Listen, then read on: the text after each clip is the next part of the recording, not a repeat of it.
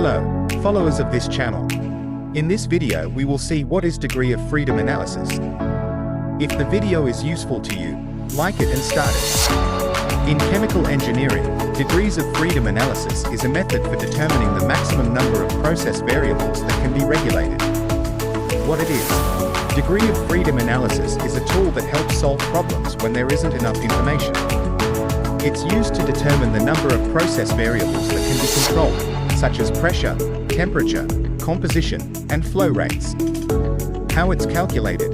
To perform a degree of freedom analysis, you can 1. Draw and label a block flow diagram. 2. Count the unknown variables on the block flow diagram. 3. Count the independent equations relating them. 4. Subtract the number of equations from the number of unknown variables. What the results mean.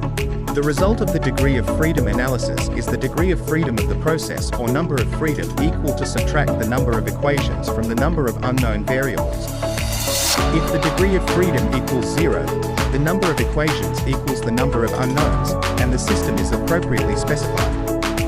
If the degree of freedom is positive, the unknowns outnumber the equations, and the system is underspecified.